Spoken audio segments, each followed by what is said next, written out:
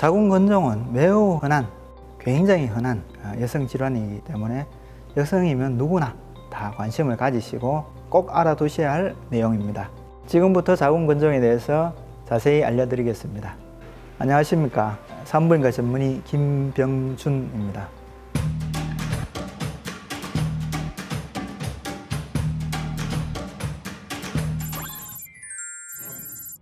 자궁근종은 일반적으로 생리양이 많아지거나 생리통이 심해지거나 아니면 생리가 아닌 기간에 출혈이 나타나는 부정출혈을 주소로 내원하는 경우가 가장 많습니다.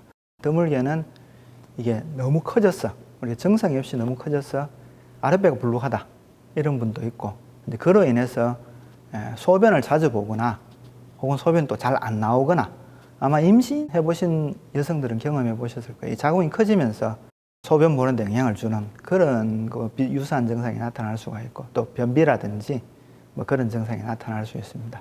그렇지만은 일반적으로는 요즘은 여성들은 거의 대부분 정기검진을 받기 때문에 정기검진에서 발견해서 병원에 내원하는 경우가 대부분이라고 보시면 되겠습니다. 일반적으로 폐경 전에 자궁근종이 있다가 폐경이 되면은 여성 호르몬 영향을 받는 종양이기 때문에 종양 자체가 줄어들게 됩니다. 그래서 보통 폐경이 되면은 뭐 일반적인 사이즈에 그렇게 크지 않은 자궁근종은 퇴화, 작아지는 경우인데, 근종이 폐경 후에도 커지면은 혹시나 드물게 육종이라는 게 있습니다. 암이종. 그게 있을 가능성이 있기 때문에 폐경 후에도 반드시 커지는지는 관찰을 해야 됩니다만은, 일반적으로 폐경이 되면은 근종은 별 문제가 안 된다 이렇게 보시면 됩니다. 자궁근종은 일반적으로 정세가 있거나 혹은 정기검진 때 초음파로 발견하는 게 가장 일반적인 양상인데, 과거 이제 초음파가 발달하기 전에는 주로 내진이나 촉진 등을 통해서 진단하기도 했고요. 지금은 CT나 MRI 이런 것들로 진단돼서 오는 경우도 가끔 있습니다. 근데 가장 기본적으로는 초음파라고 보시면 되겠습니다. 일반적으로 보고되기로는 자궁근종이 난임의 원인이 될 수 있습니다. 그런데 그렇게 많지는 않고요. 대략 난임의 한 3% 정도라고 교과서에 되어 있긴 한데, 아마 지금은 이제 임신 연령들이 자꾸 증가하고 이러기 때문에 조금 더 증가되지 않을까라고 내다보고 있습니다. 그리고 자궁근종이 암인 경우는 굉장히 드뭅니다. 우리가 뭐 0.5% 미만이라고 얘기했는데 그것보다 훨씬 드물어요. 제가 임상을 거의 한 20년 넘어 하면서 서너 케이스 정도 본 정도니까 굉장히 드물다고 보시면 됩니다. 자궁근종은 발생 원인이 자궁근층에 있는 자궁근섬유 세포가 아마 돌연 변이를 일으켰어. 하나의 단일 세포가 자꾸 증식해서 하나의 덩어리를 만드는 게 지금은 알려져 있거든요.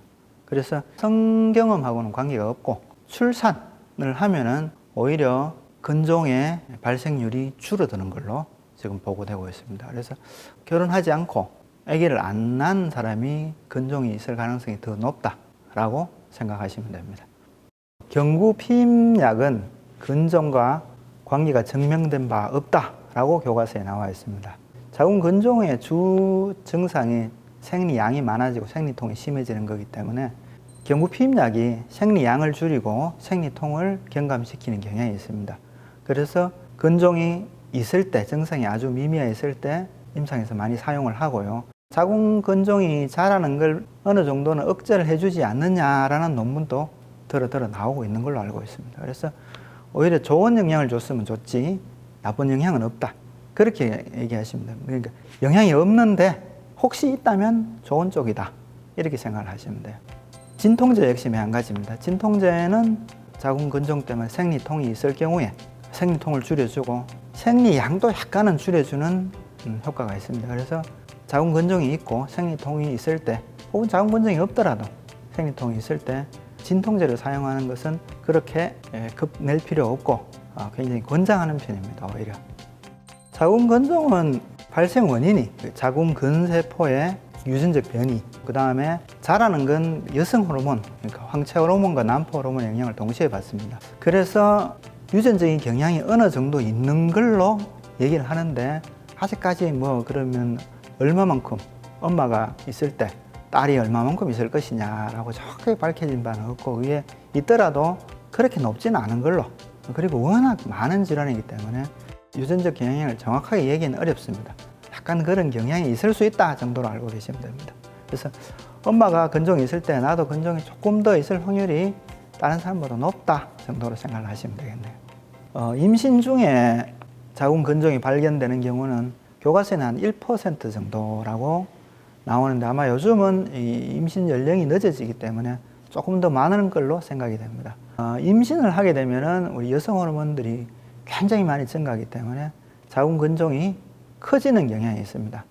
일반적으로 자궁 근종이 있더라도 뭐 대부분 임신 유지가 잘 되고 조금 조산이 증가하는 경향은 있고요.